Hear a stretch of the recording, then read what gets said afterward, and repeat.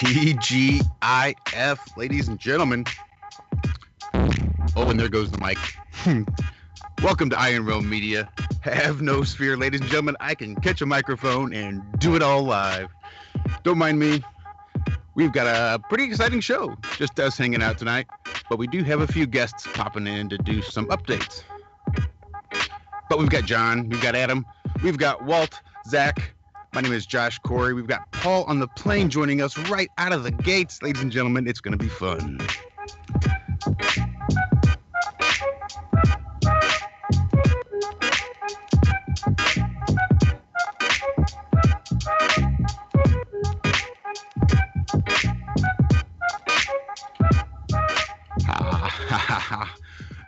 Welcome, everybody. Don't mind me. I just had a serious malfunction as my mic just doesn't want to stay up for some reason. That's all right. I can do it. I can do it. I can do it. Welcome, everybody. You just had a birthday, didn't you, Josh? Yeah. Thanks. I'll just, yeah. Why don't you tell everybody about it while I fix my mic? Just messing with you. Oh, well, good morning, afternoon, evening. I know it's afternoon here where I'm located. I'll just, hope you're all having a wonderful day. Why don't you tell everybody about it while I fix my mic? We also have Adam, Adam in the house. Adam, how are you today, my friend? I'm all good and lovely, mate. All good, all good. Had a lovely day in the garden, listening to you guys on TFR, a replay this afternoon. So relaxed and looking forward to a good chat tonight. We've got Paul turning up as a last-minute favour. I was wanting to chat stuff I've been watching and engaging with on Nathan Oakley's channel this week with regards to gravity and causation of, etc. Or I won't go into detail now. And I think as Paul succinctly just summed up, there's hopefully, I don't know if he'll be here, but I know Paul's the second favourite source I would refer to on this. So I'm not sure if Knoxy is going to be available, but hopefully those guys can add their two pennyworth, of which I bow my head to. It's some great work that I know Knoxy's done and Paul's aware of. So yeah, hopefully that we can add a little bit of extra info towards the debate on there. So, but yeah, how have you been, Walt? It's been a great Friday. We had a great show this morning. Our buddy Alan Holman popped in over there and had a little chat with us for the last hour. We caught up with Zach and Hank, and they made a new friend over there. I heard you guys talking to Zach right as I got in here kind of late, so I'm not even sure what he's doing right now.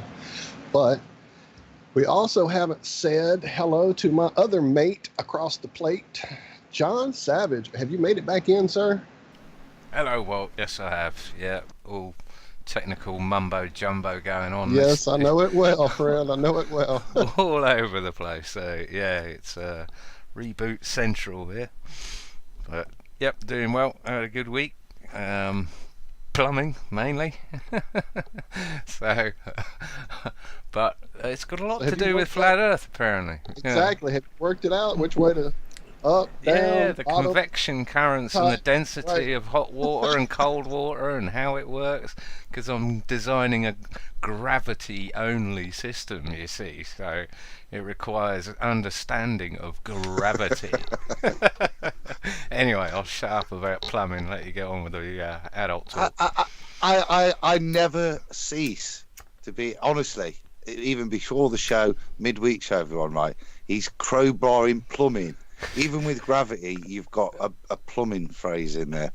It's all interlinked. Flat Earth is everything, mate. You see, we're all on a flat Earth, so it's everything. See, if I was on a sphere, I'd have to factor that into my pipe work and put bends in it and stuff and curves and things like this. You know, it would be hard work. But luckily, that sounds scary. Yeah. I've been bending pipe lots this week, but that's another story. I'm struggling to imagine a euphemism for that. Me too. I just can't get one. Not one that's pleasurable, anyway.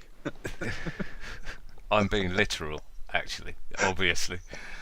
You should see the spaghetti work that's going on in my airing cupboard. That's not a euphemism either.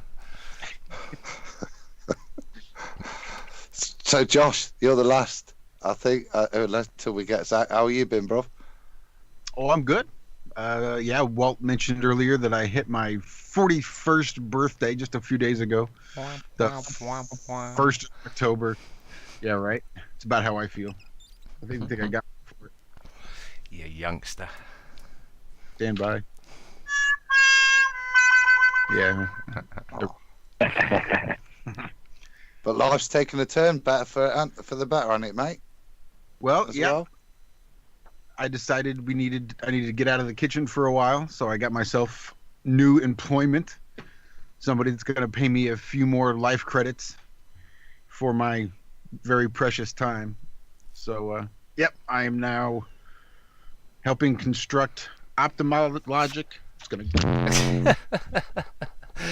You're plumbing, aren't you? Sort of, as well, Josh. Oh, there is. He cocked it. He keeps right dropping up. the mic. Uh-oh. Throwing See, that's it around. that You need age. The age is showing up again. you need a bigger stone, mate. A bigger rock. Is that what it is? It's a story of my life. That's it. I said rock. Awesome, man. I'm so proud of you taking that step. Well, thanks. It's interesting. It's a Well whole done, man. it's a whole new experience that I've it's basically just working with hypodermic needles, but then we're building them and then crafting them and constructing them into surgical equipment. Plumbing. Essentially, yeah, it's just plumbing. Because we step down gauges or step up gauges and the needles. So you start off with a 19 gauge and then you're going to go to a 23 gauge. So the 23 gauge is going to slide right into that 19, but then you got to fill it with the silver filler. And that's what I do is I'll go through and I braze all that in there and then polish off all the excess silver. And then, well, We've come up with loads of uses that you can put it to, though, haven't we, Josh? oh yeah. All these newfound skills that, and all these newfound tools we can build. Like what? Everything from skills in plumbing and building tools for lock picking. That's Gonna be it. exciting. It's basically micro plumbing, isn't it? And that's why he's excited. I expect my 2-in-1 lock pick in the post as soon as you're ready, mate. Right on. Send me the specs Okay, will do. and a shipping address. Oh, yes. I actually broke a lockpick today. Oh, Yeah, I got freaked out because it wasn't my lock. I was just playing around. And a number 3 master lock. Those are easy, right, John? They're usually simple. you can do them with a toothpick. I'm messing around with it, and I just broke the tip off my lockpick. It got stuck in the lock. I started freaking out, thinking I was going to have to leave, and I got it out though. You're a pro now, though, mate. I haven't broken a lockpick yet. Everyone says you're going to break one eventually. No, not yet. So you're obviously hardened pro. Yeah, it wasn't my first, that's for sure. It's like my 3rd or 4th one that I broke. Blimey. I can always make more. They're not hard to make. Maybe I'm doing something wrong. Anyway, Yeah. Before you two reminisce any more about it, I think you were doing locks in the week, Zach. You were helping someone, weren't you? When we were chatting to you in the park with some bloke you met, you were trying to lock pick then. no, he wasn't. No, he wasn't at all. Was it? What was he doing then with that bloke? Well, he certainly wasn't trying to pick a lock that was in use. That's No, they were just watching YouTube videos. test. From the way I understand it. The way I understand it, Adam, they were just watching YouTube videos. Oh yeah. Yeah? Oh yeah. Yeah. Yeah. It's all come back clearly now. Yeah. I knew if I just put it into context, you'd soon remember It was exactly. a little hazy, but yeah, there it is. Yeah, yeah. Anyway, Ace. as I was trying to move on anyway, we are joined, as I was saying earlier, aren't we, by Paul on the plane. So good evening, Paul, if you can hear us, bro. I'm here. How are you guys? Thanks for the invite. I appreciate it. Welcome, Paul. Welcome back. Good to hear your Always voice. a good time. Yeah, always. Friday afternoons are always reserved for IRM. Oh, you're a gent. That's what we like to hear. We said appreciate. Just a When I few can more make to it. follow you. Very good to hear you. I saw your very good promo for the Denver conference earlier in the week. Yes. Well, I can't take much credit for it, except for I learned how to download a video and then post it on my channel. So all the credit goes to Mr. Robbie Davidson, who his promo guy, his creative director is pretty good. I'm not sure if that's Robbie himself or if he's got a guy. There's Or me lady. thinking you'd done it yourself. There I No, was. no. I can't take credit for that. It was pretty snazzy though, wasn't it? It was very good. Yeah, very good. So you're going, are you? I'll take it. Oh, I would miss it for the world. And Would not miss it for the world. when is it? I know it's November. Is that I right? wasn't going to. That's why I've been like eating food here, not eating out anywhere since I got it. Can we turn the Waltons off, Walt? Oh, sorry.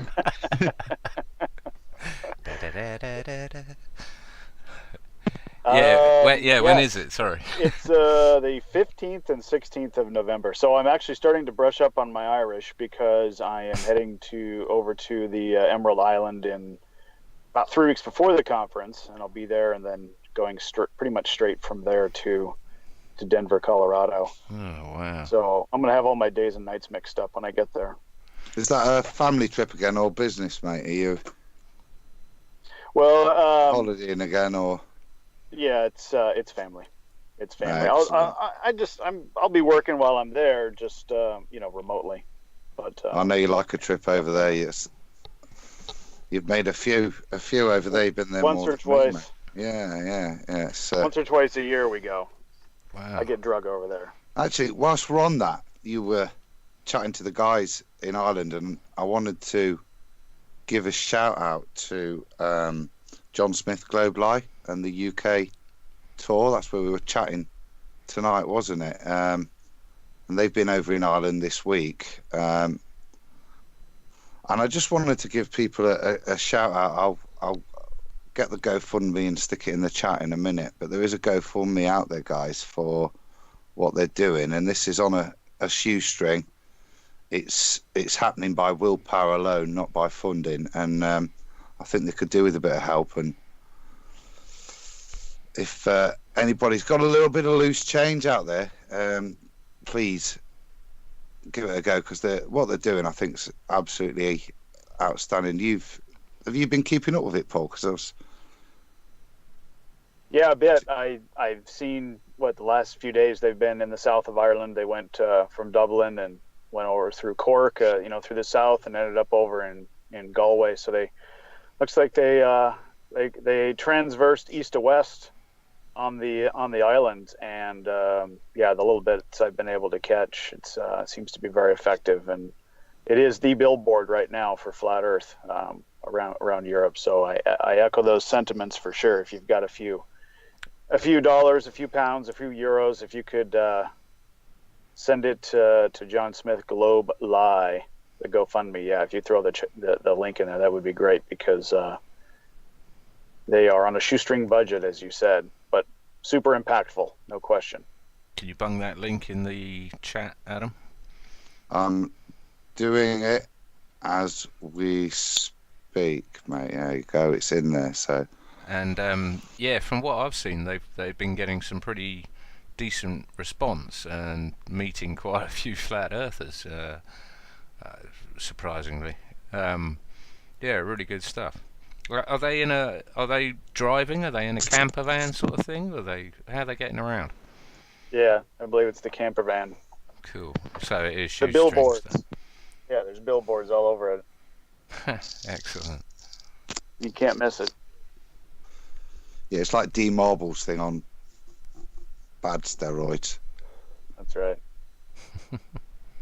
Speaking of Dean Marble, I saw a video just today that he's had a little issue with his van, and some things got stolen apparently while it was being repaired, and my goodness, he's having a few downs. But I'm surprised that thing Shut doesn't up. get kicked in every night, you know? I know. I thought the same thing when he said that in the video. I'm like, wow, I'm surprised. Actually, it hasn't happened before now, but it really sucks that it apparently happened while it was in someone else's possession being repaired. That really sucks. Although Mr. Marble is not a small chap on the muscular front, is he? No, I wouldn't mess with that dude ever. Zach, have you felt the need to daub your wagon with any on your journeys to spread the message, or is that something you've? Is that a euphemism? Daub your... Oh no, is it Benny Hill night? Yeah, I'm all about spreading the message and all that kind of. I'm really looking into doing something kind of like D Marble had. There's a lot of. I've been talking to my buddy here. Jeep Nomad is his YouTube handle. You might see him in chat maybe, but he's saying there's all these seminar places you can go out in the desert in the wintertime where people get together and they show you how to take it, and they will help you take your vehicle and convert it, no matter what kind of vehicle it is, and help convert it into something kind of like D Marble had. It's really cool, and I'm thinking about maybe heading out there, maybe going to Utah and taking some beautiful pictures out there. It's supposed to be real nice out there in the winter. I don't know. I'm thinking I want to do this almost permanently. I want to go out and spread this word. I mean, the buddy I just met, he's on YouTube every single day, and he had never heard about Flat Earth. He had heard about it like one time, and that's it. And that blew my mind when I heard that. That made me realize that there's a bunch of people out here that are like-minded, like us, that just haven't been turned on to it yet. And it took me 5 minutes, and he was all about it. I was going to say, now he's a flat earther, isn't he? Why can't I just go up in a hot air balloon and let the ground move underneath me? His jaw dropped, and his eyes got like 3 times bigger than normal. So yeah, I'm thinking I want to do this. I want to just keep going around and finding like-minded people and waking them up. Sounds like the dream, mate. Sounds good. Yeah, it does. And I might start making videos on how to survive out here, how to make a fire with one match, or using your magnesium strip, and how to gather wood, the right kind of wood, how to find water. I'm going to start doing all kinds of videos like this, how to survive out here without the grid. I've learned all this stuff, I've been preparing for this, and now I want to share it with everybody. I love those videos. I love those titles. I could watch them all day. Start calling you Bear Grylls. Bear Grylls. Flat Earth. The Bear Grylls of Flat Earth. Flat Just Grills. Go get yourself a nice, comfy hotel room to go to when it gets dark. Then you're the Bear Grylls of Flat Earth. Yeah, he's a bit of a fake, apparently, isn't he? Yeah, from what I've Is heard. he on TV? Yeah. No, I'm being Well, I know he used to be. I don't know if he still is. But he did the whole thing that go helicopter him in, and he skydives or halo jumps, and out in the middle of the ice, and then treks to a river, and he jumps in, goes over a waterfall, lands in the jungle, covers himself in mud, fights off a bear, and then lights a fire. Sun goes down, and then they cut to the next morning. Meanwhile, he just gets helicoptered back out of wherever he was at any particular time and gets flown off, stays the night in a hotel room. Then they helicopter him back out, drop him off, and then start rolling footage for the next day. That's the way I understand it anyway. Sounds about right, yeah. I wouldn't mind if these people just sort of did what they did. And the trouble is, they're turning up in like political party conferences and things and start spouting their ideology and their dogma about climate change or some other nonsense, and then I lose all respect. Right, before we go too far off the track, I know Paul's he's pressed for time, and I do want to pick his brains on this, guys. If I can all yours, mate. Thanks, That's what sir. we're filling for. You're a gent. Waiting for you to jump in and take the that, reins. that, it's like we're married. You managed to turn that round, so it was my fault. It was. Yeah, I'm sorry. It's always your fault. Gaslight bastard, yeah. So this week, I've been on Nathan's show and joined in a little bit of what I think is a really good debate. It's probably been viewed differently by different folks in terms of the tete-a-tete between Riley and Arwin, but actually quite interesting because I don't have an answer. I gave my 2 pennyworth, like I said, and kind of wanted to know Arwin's position. And there was kind of I kind of asked them, is there 3 questions? They did not got back to me, but I said, is there 3 questions you'd want me to kind of ask or points you'd want to raise? But so I've kind of come up with 3 myself in relation to gravity and density and buoyancy. And the first one is what we would colloquially describe as gravity, this directional movement, whatever you want to describe it as. Is it a function, firstly, of density and buoyancy only? The second, is there some other force acting on the matter involved in this ordering, as in the direct forces we would understand with gravity or Arwinian gravity, whatever? And the third point, and it's the bit that's kind of doing my head with it, is there some other system that is affecting the direction of this ordering? And I know I got a private message this week off Quantum Eraser because I keep using the word direction, and I don't want to get into the semantics of up, downs, etc., but I think common sense knows what we're talking about. So they're the kind of 3 points that are in the debate, Paul, and I just thought you could stick your oar in and give us your understanding from the extra knowledge you've got with the work you've done with Knoxy with regards to the density and buoyancy, and I'll leave it there. Well, those are some loaded questions. Yeah.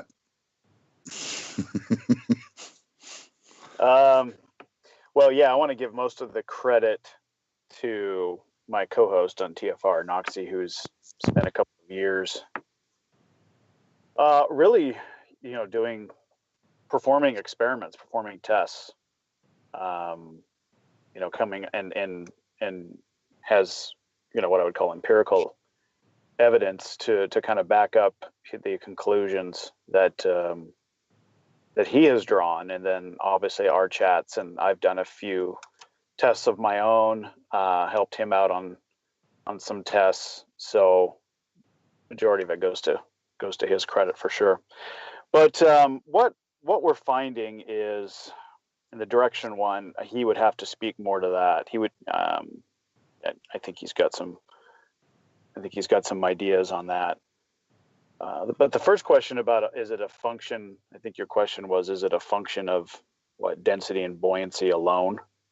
Is that what you asked? Yeah. Is everything we're seeing solely related to just that ordering process, or is there anything else? Yeah, I've stayed away, and I think Knoxy would echo this as well. Stayed away kind of from the electromagnetism explanation because the speeds at which if electromagnetism would be the the force or whatever, or the function that would determine the direction, then it would appear that it would need to be a lot faster. It would need to be much more of a force, and it would need to be happening a lot faster. It seems like just because of the speeds of electricity and things of that nature. But what we're finding is that the force, if you want to use that word, which I'm not opposed to, sometimes we're told it's a acceleration due to or whatever, but the force that I think we observe in our daily lives, and all of our experiences, I think the best way to describe it is buoyancy, and buoyancy is the word that I would use at this point, because I think everybody knows what that means. And buoyancy appears to be based on the tests and experiments that Knoxy's done, that I've kind of helped a little bit with, are a function of buoyancy in either direction. Buoyancy force up, buoyancy force down. And I think I've touched on this before, but just to kind of recap, what we are observing is a separation force, and it is determined by I think the first thing is to come to an understanding, or at least an agreement, that the air is a fluid like water is.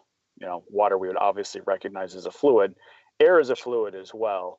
And any object in water is subject to fluid dynamics, and any object in air is also subject to the same principles, if you will, fluid dynamics. What we observe that happens underwater is very, very similar, in fact, not identical to what we are experiencing and our experience in objects in the fluid of air.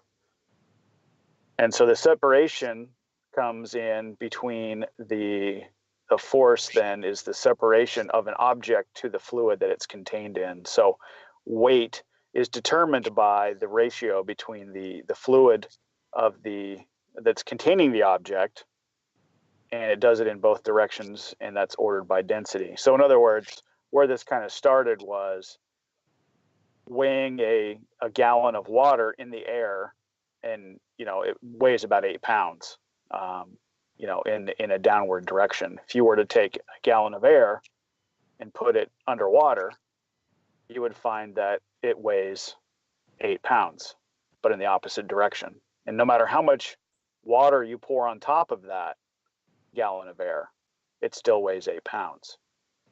So you can put as much water as you want above, below, around that gallon of air, and still going to observe that 8 pounds.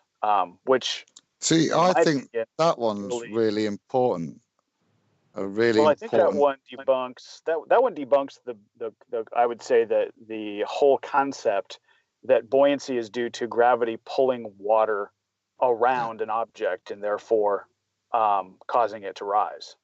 That in and of itself, that observable fact, it is fact because anybody can go do it. I would say, and I'd stay away from fact, but when it comes to the scientific process, but the empirical evidence that is observe, that we observe and that we experience, really throws a lot of problems into our understanding of gravity, and that the buoyancy equation, using little g, the acceleration due to gravity, is in there so that the math works, but it's not the reason that it is working the way it is. So when we start to show some of these tests using these objects in the different fluids, and what we're observing, what we're finding is that separation force between an object and the fluid that it's contained in. We'll stop there, but that's kind of the gist of where we're headed.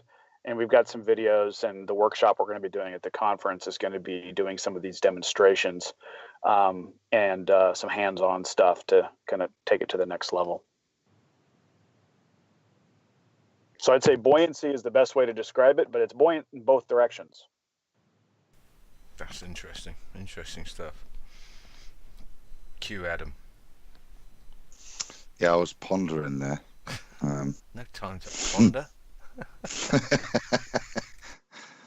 I think that kind of answers it for me. That's, like I said, for me, the direction of ordering it, and maybe the causation of that is something I'd agree with Zach on. I know you're sidestepping the electric side of things, and it's kind of not relevant to the answer you've given there, which is, like I said, the important bit was for me was the equal direction of force created by buoyancy, and it shows that that downward acceleration isn't in there, which would be in there for both of them. So there should be a slight difference in favour of down, and I'm going to stop apologising for that directional phrase.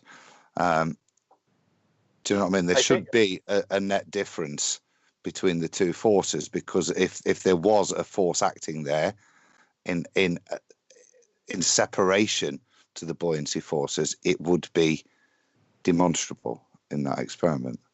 The separation forces that we are observing with objects, and compared to the fluid that they're contained in, what it appears to be is that not that the object is being pulled down by quote unquote gravity or a force that's pulling.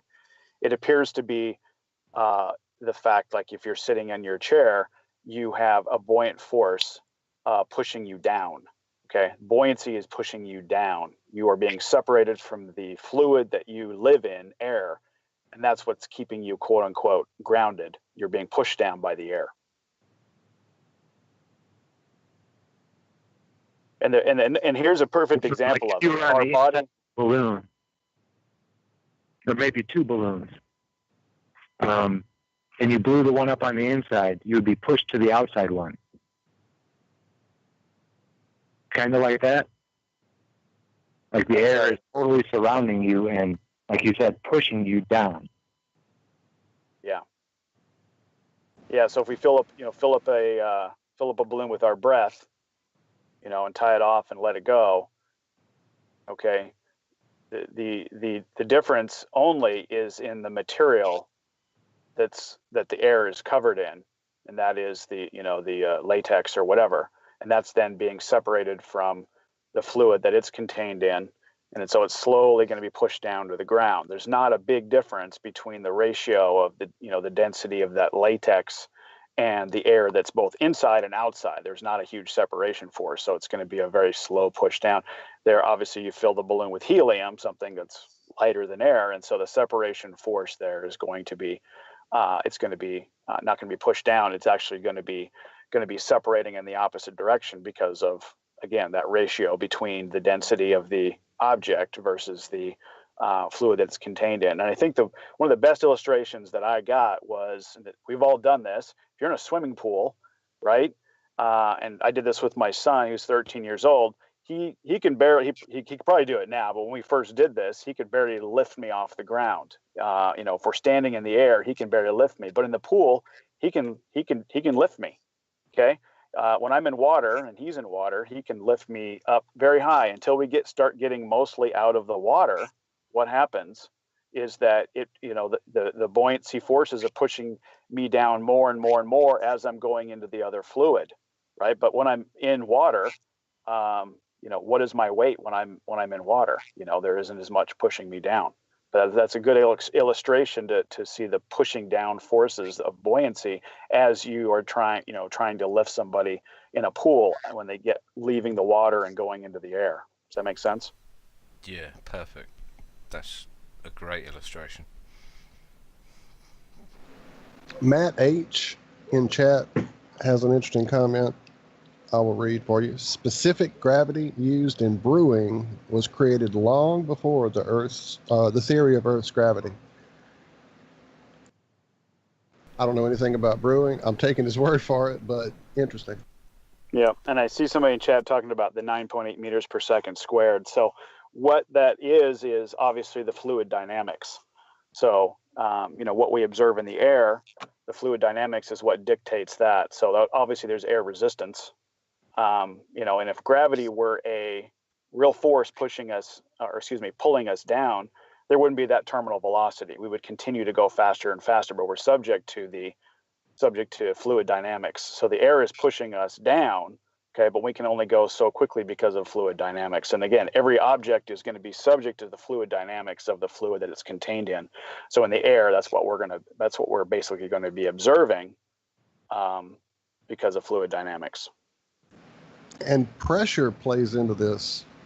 I mean, think about the experiment where you take the eyedropper with a little bit of water in it and get the air just right so it floats in a 2-liter bottle, and then you squeeze that bottle and it sinks to the bottom. Yeah, that's right. The pressure that you're applying on the fluid is basically again you're affecting fluid dynamics there. You're affecting the density, and you're going to find that it's pushed down more because you're affecting the and that's the best way to describe it is if you, and this is where we're going, if we can change the way that the object is interacting with the fluid it's in, we're going to be able to change those buoyant forces both up and down.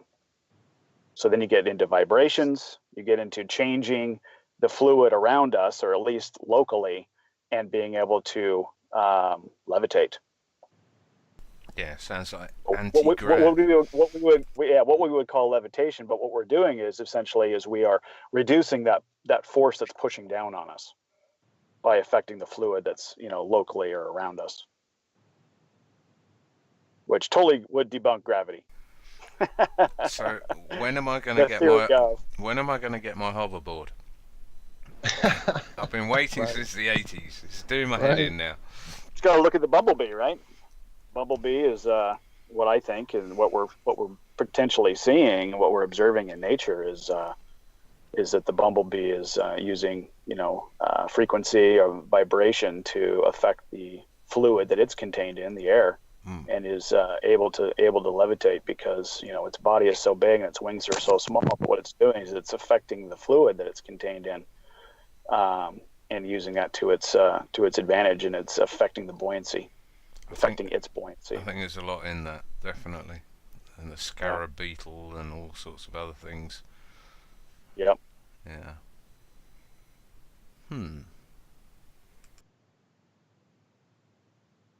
Now, what I just explained there, I absolutely butchered it because I'm not the expert. I'm relaying a lot of this based on my experience and the little bit I've done. And so what some of the tests that I helped Knoxy was comparing air to water as in fluid dynamics and if they react the same. So we were, everybody's seen the slinky in the air. What we've also done is do the slinky in the water as well, and observing is the slinky reacting like it does in the air, as far as how all that works. I was in my swimming pool and I was holding the slinky up underwater, and my wife, or she was holding it up, and I was taping it, or not taping it, but recording it and doing these sort of things. I was building the baseline that water and air are both fluids. They both, objects in them are going to react the same based on, their separation force with the fluid that they're in.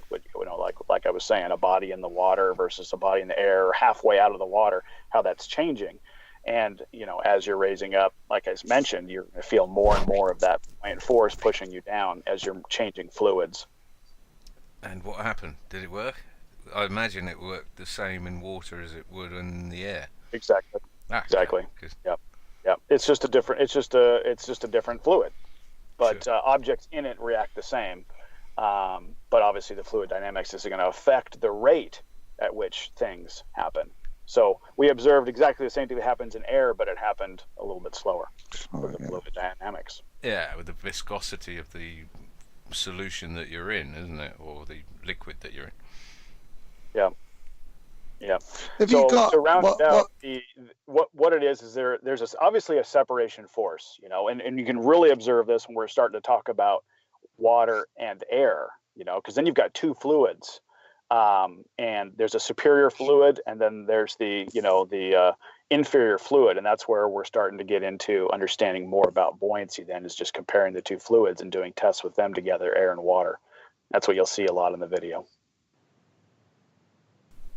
Can't wait. Paul, thank you, mate. Appreciate that. You bet. I think Knoxy's just pinging me right now. Let's see if he can jump on and have the final word. Stick him in. Let's see if he's just pinging me here. 1 second.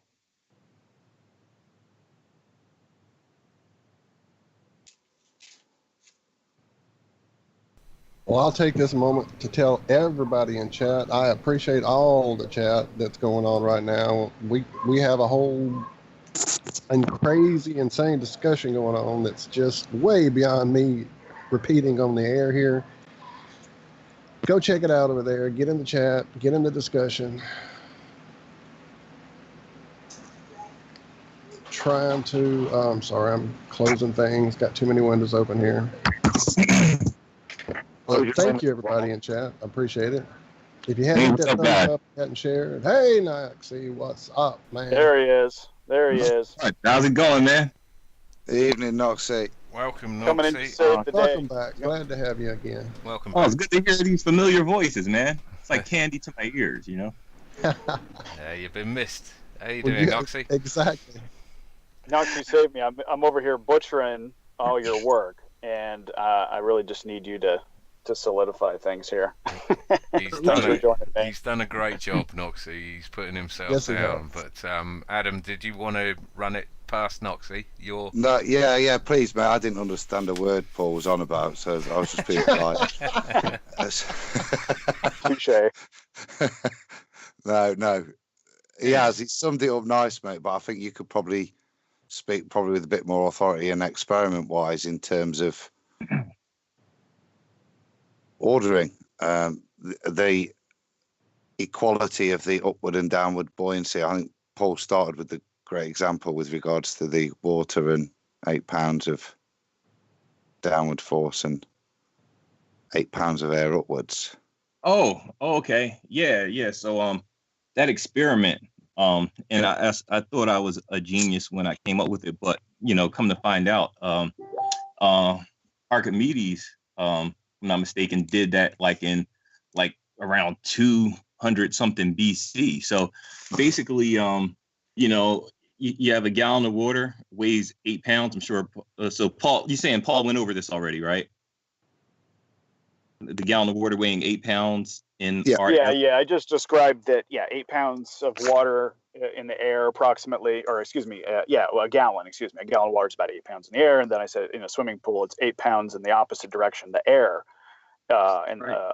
The force in the opposite direction. No matter how much water you put on top of that, which in of itself, in my opinion, I think you would agree, is throws a lot of problems in the understanding of how gravity causes buoyancy, so to speak.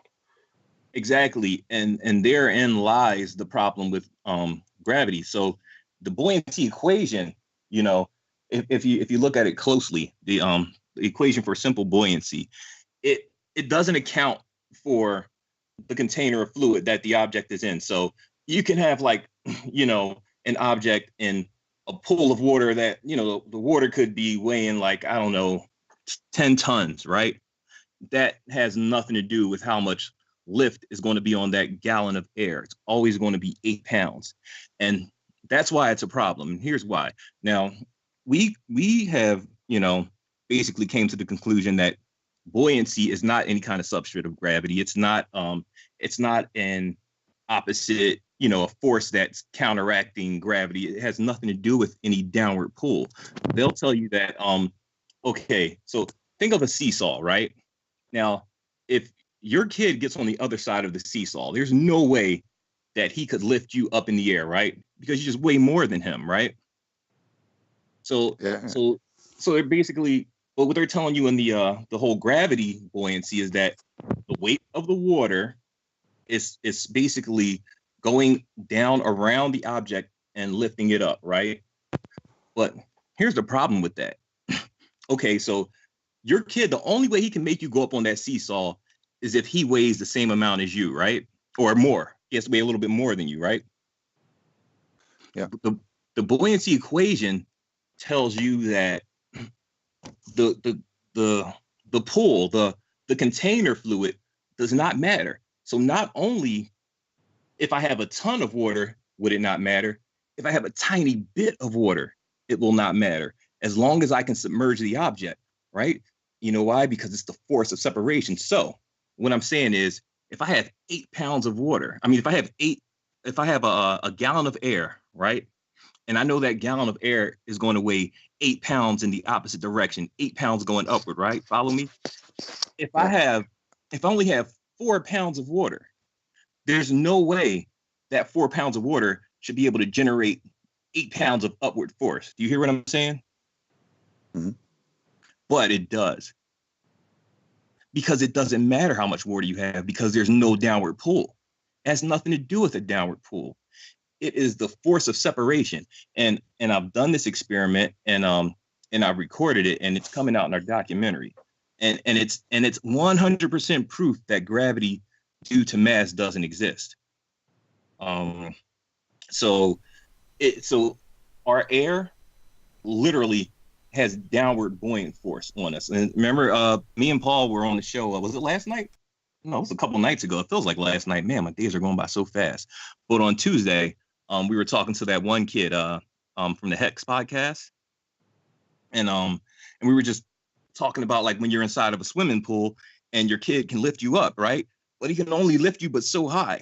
You're virtually weightless under the pool because your body is like 60-70% water, and then you got fat and other 15% body fat or whatever you are, right? All those things make up your body weight, but it depends on what fluid you're in. That determines your weight, right? Because mass is constant, weight is not. The force of separation between the object and the fluid is what we interpret as weight. So when you're underwater, that force of separation that's pushing you, let's say, downward. Say if you're sinking in water, if you breathe all your breath out, you'll sink underwater, right? But it's not, you won't sink with a lot of force because you're 70% water. You know what I mean? But once your kid tries to lift you up out of the water, once you get like past your knees, he can't lift you anymore because there's a downward buoyant force in the air around you. Mm-hmm. That makes perfect sense. Knoxy, do you differentiate between weight and mass at all? Oh, absolutely. Yeah. Absolutely. Weight is variable, totally variable. That Paul example is the best example of it. I think it's a great exemplifier of how your kid can pick you up because you're not weighing that. That is the point I thought was good is that's the expression of weight because there's lots of different ways of expressing it, but that within that paradigm you're saying in terms of buoyancy is a really good way of describing it. I've just got one last question, and it relates to the debate then, Knoxy. So in your opinion then, there's only this separating force that is in action, and in all the stuff you've studied and tested and the likes, you've not come across any other indicators that there's any other forces at play? Well, I want to be careful here. I don't want to say there's no other forces at play. Okay, I'm talking specifically in terms of with relation to some form of gravitational force or downward pulling force or acceleration force. It doesn't appear to play any role, and the acceleration can all be explained within the separation forces you've just described. Well, I found 3 bullet points. One, that all objects separate from fluids at 9.8 meters per second squared. All objects, all fall.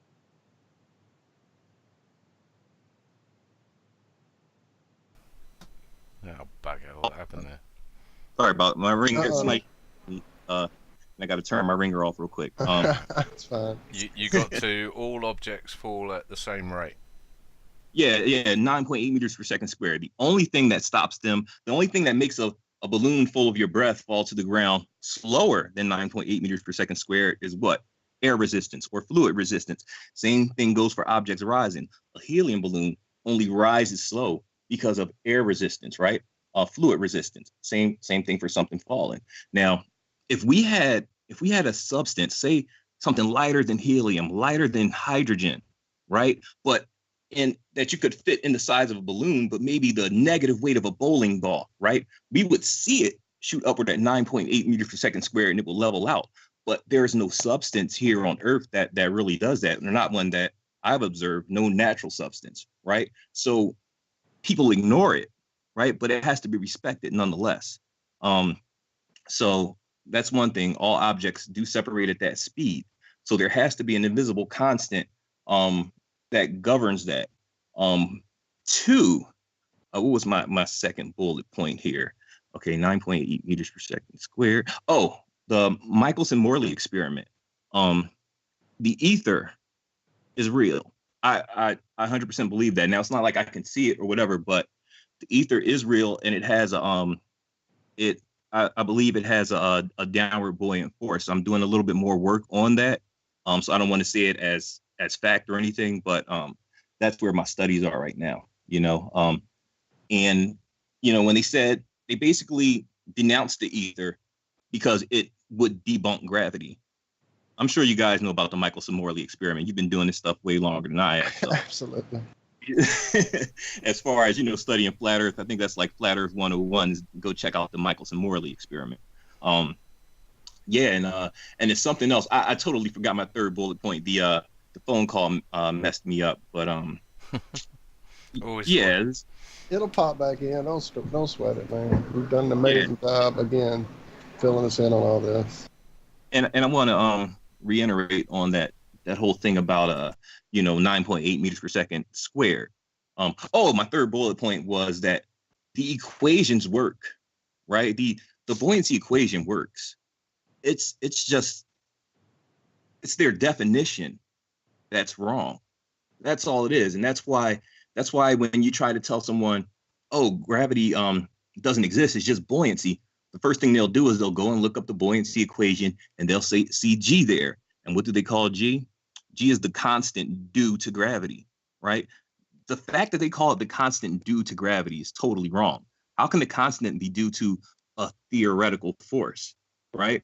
So they have adopted that and they use that to say, oh, no, it can't be buoyancy because, see, G is here. So in my equation, I've replaced G with a symbol. I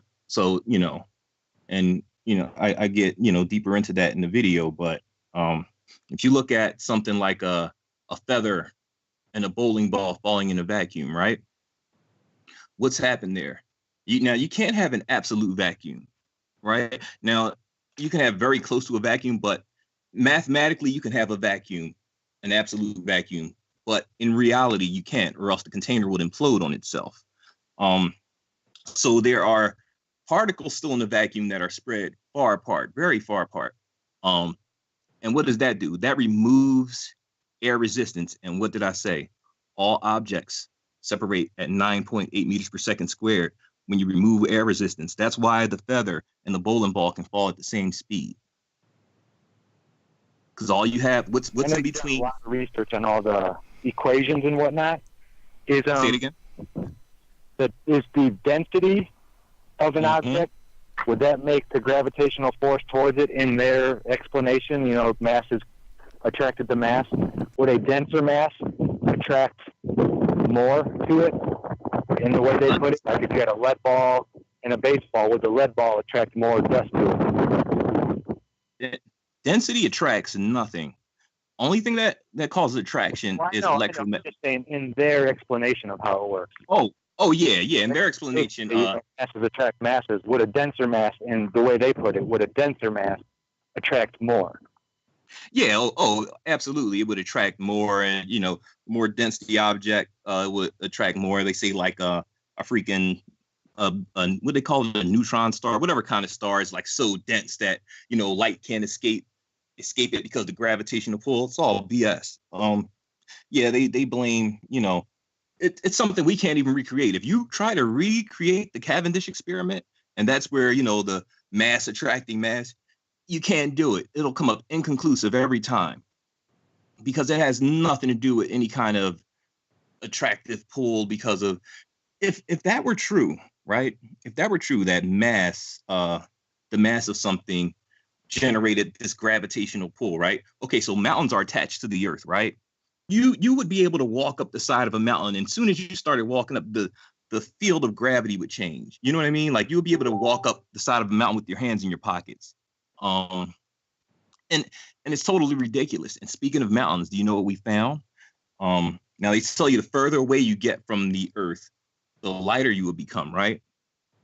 Okay, so we did an experiment. Now, I need to do it again because we need to do it with more sensitive materials, but more sensitive instruments, I'm sorry. But the higher you get up on the mountain, actually you weigh more. Dun, That fits. I know why that is. Because the electric field would be stronger at the tip of something.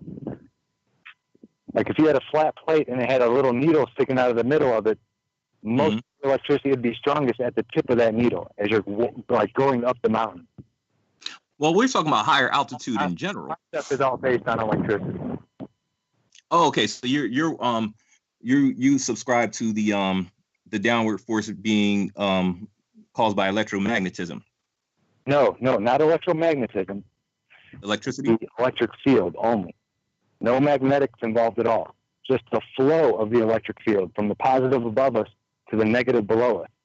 There is a flow that is like a water faucet on top of our heads, constantly pushing down upon us. Right. But so, okay. Now I do believe that different densities in our air fluid definitely have different electric fields. Absolutely. So what you're saying, in my opinion, like I'm not the authority on any of this crap. So, I can say I agree with what you're saying. A pyre would have that type of electric field. But for electricity to be the culprit of the downward force, you have to think of the speed of electricity, which is 299 million something meters per second. Like it's something really crazy, like 3 times 10 to the 8th power. Well, yeah, that's a plasma bolt, though. But the electric field, according to Walter Lewin, the electric field is almost equal to gravity. The flow that goes down, they're about parallel. Okay, so if that's the case, I would say that it's not the electric field that's causing a downward pull. I would say that maybe the electric field is what's generating the rules for 9.8 meters per second squared. That's how I'm seeing it as well, Knoxy, and the way I'm describing it is it defines the orientation. Right. Again, I'm not seeing it contributing, maybe as Zach's describing there, particularly towards any additional force, but maybe what you're describing there, the 9.8, comes out of both. But for me, it's that field is what's defining the direction of which way the buoyancy separates, because we know one a denser thing goes one way and a less dense thing goes another, and it's right. It's that what defines that to me has been the sticky point in my head, and that's where the field kind of. No, could it have something to do with the frequency of each object in relation to the medium it exists in, like as we see with cymatics and things like that? Where yes, I believe every object has a field number, right? Say water has a field number of 16 and air has a field number of 1. The difference between 1 and 16 is 15, right? And it doesn't matter which way you rearrange them. If there is water falling through air, it's that field number of 15 between them. If it's air rising up through water, it's that same field number of 15, right? That same value. That's why the gallon of air will rise up out of the water with 8 pounds, right? But the same amount as the gallon of water falls down through the air, because there's a difference between them, right? A constant difference, right? If that number is 15, then the weight is just determined by how much volume now, how much mass you're adding. But if you're using equal mass between the two, they'll have the same weight in the opposite direction, if that makes any sense. That makes perfect sense, mate. And not to cut you off. And I want you to think about something, okay? And this is how we know that there's there's a literal constant.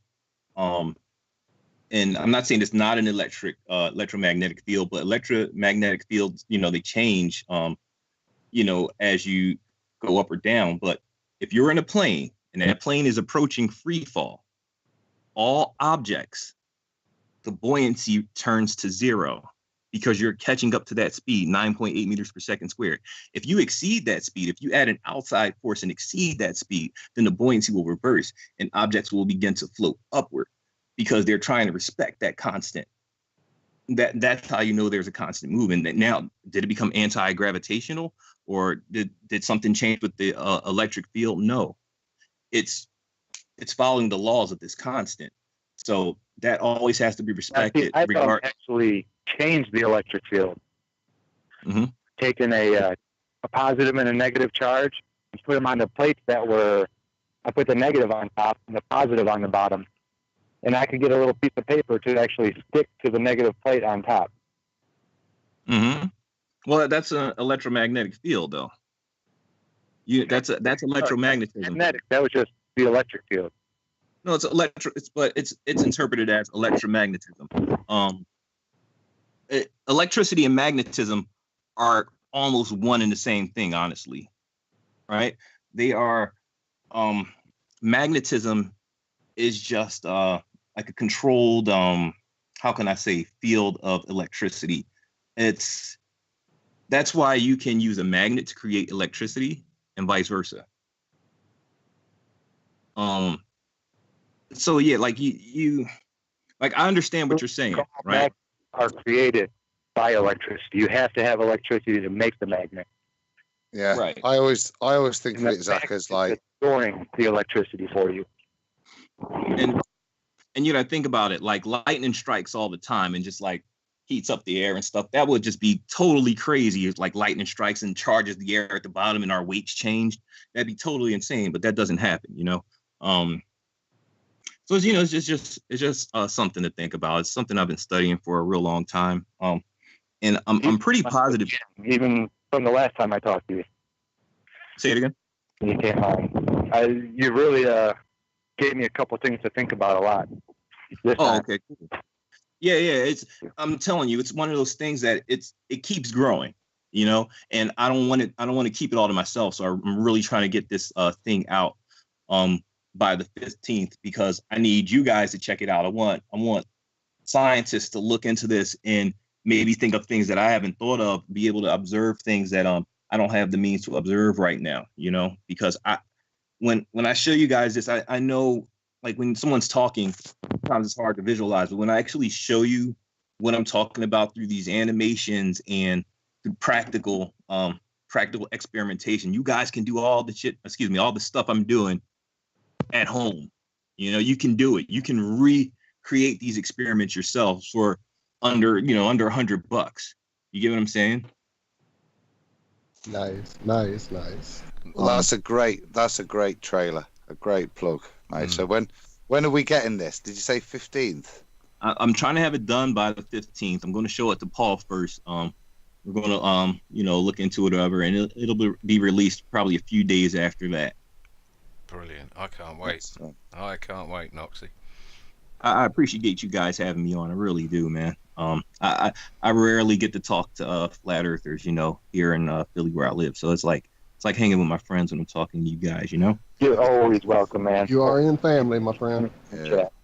Awesome, man.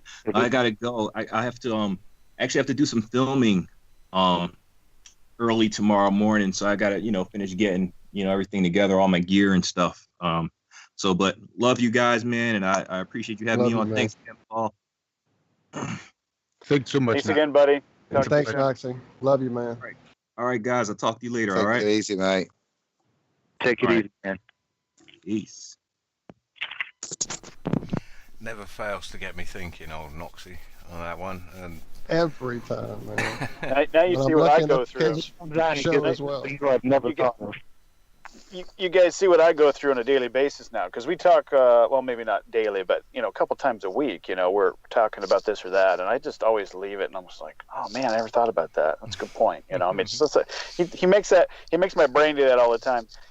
Hey, I've got to bounce as well, so absolutely, I'm glad. man. Thank you. Glad he got a chance to hear from Knoxy, and we're really excited to share this. But he gets all the credit. I'm just riding the coattails here. So he's the authority. He's done the work, and I'm just trying to kind of help evangelize it. And our whole point, as you mentioned at the end of the call, was you need to get it out there so that people can go out there, do their own tests, and improve upon it and do it better, and you know, isolate more variables and learn from this. So that's the whole idea, and hopefully we're really close to being able to do that. Hashtag test it. Well, Paul, don't undersell yourself, mate. Absolutely. You brilliant that you turned up. You managed to get Knoxy here as well, and yeah, absolutely awesome first hour. Cheers, buddy. You take it easy and have a good time in the Emerald Isle. No doubt. Thank you, Paul. Love you, brother. Thank you so much. Thanks, guys. Thanks, Love you. Paul. Have a Paul, good week. thanks, mate. Cheers. Yep, And TGIF. TGIF. Love you. All right, love you guys. Cheers. Always a Whew. good time. I know, man. Heady stuff. Hashtag Knoxy knows. Thank you, Ipsy, for that one. I think it's time for a break. Definitely need one. Sounds good. Well, I don't have anything queued up. Anybody? I'm ready to go, boys. If This it man weren't is for a on car phone warehouse That advert, Adam. Well, hell, if you got it queued up, I got could nothing sing to to do. y'all with my horrible voice and drive everybody away if you want. Don't wait for us, Adam, or anyone. Just play it in and we'll shut up. Absolutely. well, I'll tell you what then. If you mute yourselves, we're ready to go, guys. Adios. Let's have a bit of gravity.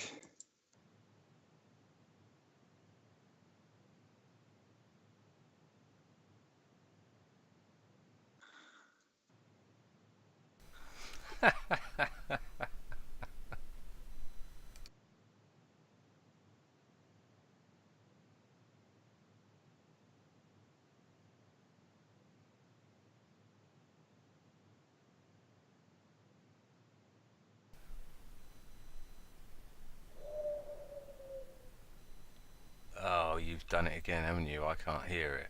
Oh, I'm out of here.